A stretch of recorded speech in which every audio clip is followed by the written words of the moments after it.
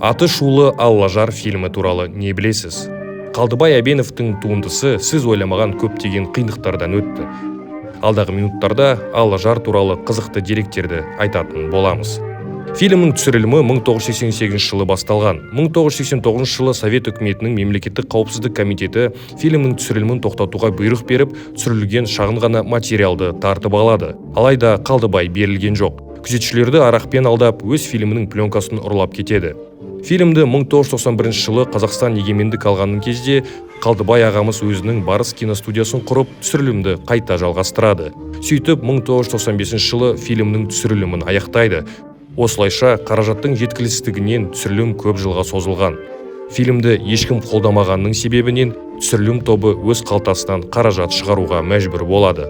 Желтоқсан көтерілісінің 10 жыл толуына орай, яғни 1996 жылы 17 мамырда Алматы қаласы Арман кинотеатрының 2 залында «Аллажардың» премьерасы болады. Айта кетейік, сол кездегі вице-премьер-министр Иманғали Тасмағамбетовтің фильмінің шығуына көмектескен.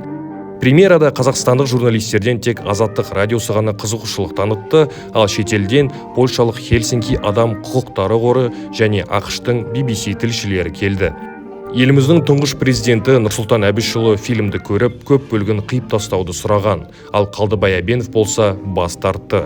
Осылайша фильм премьерадан кейін прокатқа шықпады. Аллажардың ұзақтығы алғашында 4 сағат 30 минут болған, ал қазір 2 сағат 38 минутқа дейін қысқарып қалады. Киноның қоюшы операторы қазақ даласының тұңғыш суретшісі Әбілхан Қастеевтің баласы Әбілтай Қастеев болған. Фильмдегі Азат есімді басты кейіпкердің прототипі ретінде желтоқсан оқиғасының батыры Қайрат Рысқұлбековтен алынған. Негізінде Азаттың рөлінде басқа актер ойнауы мүмкін еді. Қалдыбай атамыздың Абай KZ сайтына берген сұхбатында: «Мен Ақанды Аллажарға 2000 жігіттің ішінен таңдап алдым. Ол кезде кастинг фотопроба деп аталатын. Бұл фильмнің басты рөліне Ақан мен Балкон фильмінде ойнаған жігіт Исмаил Игілмановты қатар қойып қойдым. Балкондағы жігіт өте мықты актер болды, бірақ оның түрі мен ойлаған кейіпкерге келмеді.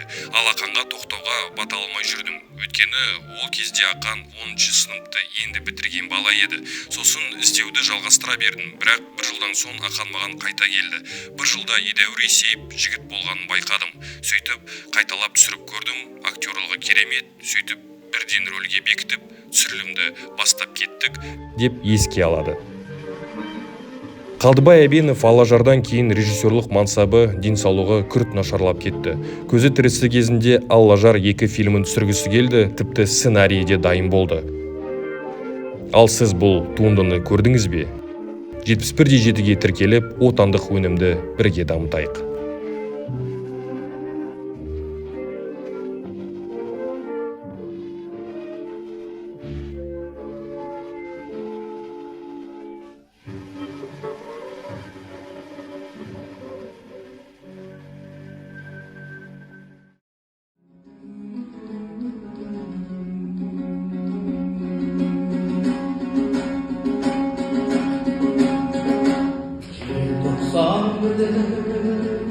Dostum durdu, görelim gündü,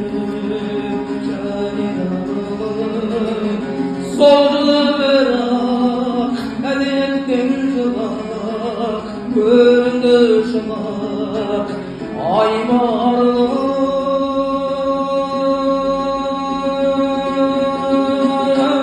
Kondurdu beni, kondurdu seni, 90 çölü ısmarlı.